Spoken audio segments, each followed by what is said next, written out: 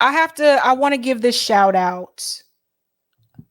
Someone who I consider to be kind of like, you know, my spirit animal has passed away. Those of you who've been with me for a while, you know that I love Tina Turner. I've been Tina Turner twice for Halloween. I was Tina Turner in a talent show contest. Like, I just love the Tina. I love Tina when she was with Ike, and I like post Ike Tina. Love her music. And she passed away, and my heart just broke. Like, I remember I saw the news on Twitter and I was like, no, no, no, no, not Tina. But I did want to say a couple of things and show just a little quick video as a tribute to her. You have to understand the time when Tina Turner was, first starting her singing career. She was breaking the mold, so to speak.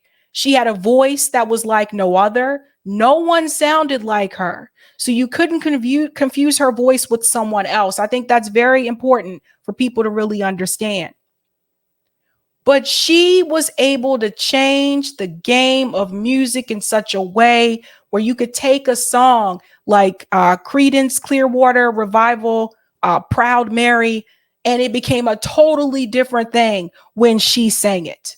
You could feel it. You could feel the emotion when she would sing. A very, very powerful voice. But along the way, there was also turmoil. Obviously, it was revealed that Ike was very abusive. And what you have to understand is during that time, we didn't really have a lot of the resources that women have today in reference to spousal abuse or domestic violence. They didn't have those groups and organizations that they could rely on and reach out to that we have now. And so although she endured like that physical abuse, and sometimes in private, but sometimes in public, it was a different time where it wasn't looked down upon the way that it is today. But one of the things that I loved about Tina Turner is that eventually one day she got up and she said, I am done. And she left and she continued her musical career. And that showed me the strength of Tina Turner because she proved to Ike and to other people that she could make it on her own. She was the voice.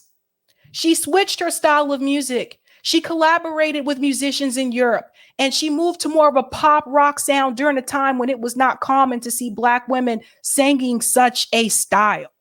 So you have to understand that before there was Rihanna, there was Tina Turner. Before there was a Janet Jackson, there was Tina Turner. She was the one who broke the mold and basically paved a pathway for those women to be able to have that opportunity. So she went from left a good job in the city to what's love got to do with it. She was bold, she was fierce, and that's what I've always loved about Tina Turner. I'm just going to play a little clip here. They actually talked about her on Fox. I thought this was interesting. Let's go. And some sad news to report to you. At the age of 83, pop icon and soul icon Tina Turner has passed away. That's according to her spokesperson, who says that the queen of rock and roll and soul died peacefully at her home in Zurich after battling a long illness. She rose to prominence as the lead singer of the Ike and Tina Turner Revue before launching what was one of the biggest comebacks in history as a solo artist, and at the age of 44 became the oldest person to hit the top 100 with her song What's Love Got to Do With It. Our Martha McCallum takes a look back at the life of Tina Turner. Listen here. Sorry, the music, I gotta be careful. Tina Turner, I won't be able to play all of it. 25th, 1939, in Nutbush, Tennessee. At 11, her parents divorced and she moved in with her grandmother. By the time she was 16, Anna Mae was hitting the local R&B nightclubs. She met Ike Turner in 1956 at the Club Manhattan. He was there performing with his band, the Kings of Rhythm. Anna Mae repeatedly begged Ike to let her sing. Eventually, he let her join him on stage. Anna Mae was a hit. When Ike had a falling out with one of his band vocalists a few months later, he asked Anna Mae to step into the recording booth. The result? The 1960 hit, Fool in Love, which hit number 2 on the R&B charts.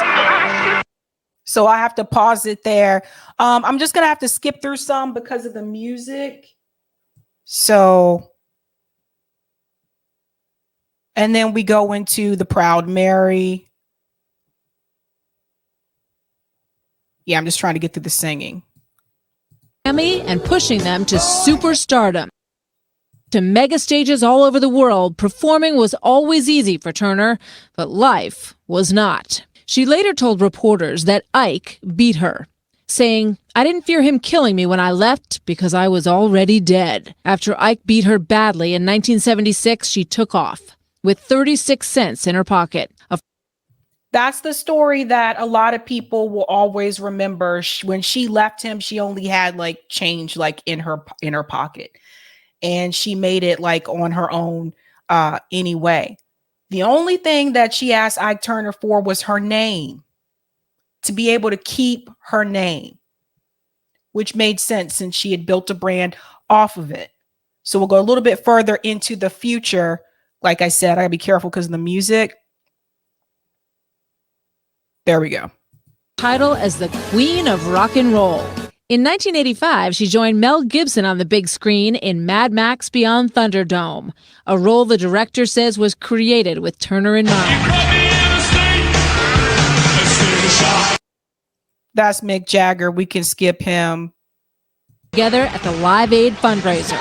In 1986, Turner wrote her autobiography, I, Tina, which was later made into the 1993 Oscar-nominated film, What's Love Got to Do with It? And we'll have to skip through here because of copyright. Like, I really hate YouTube for this shit. Here we go.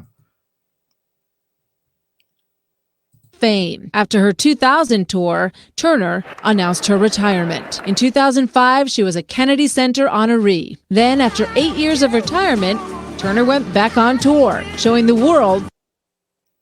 They're gonna get me for this, but oh well. But she came back and she came back again. But anyway, you guys, you get the point. Tina is the diva of divas, a very strong woman. And that's why I say when I was little and I was growing up, you know, a lot of little girls, they wanted to be like, they would look back at older singers and say, I want to be like Diana Ross, right? Or they would say current singers, they wanted to be like Janet Jackson, or they wanted to be like Whitney Houston. And my grandma introduced me to Tina Turner. And I always thought she was strong and fearless. And that's why I was like, I want to be like that. I want to be strong. I want to be fearless. I want to be like that.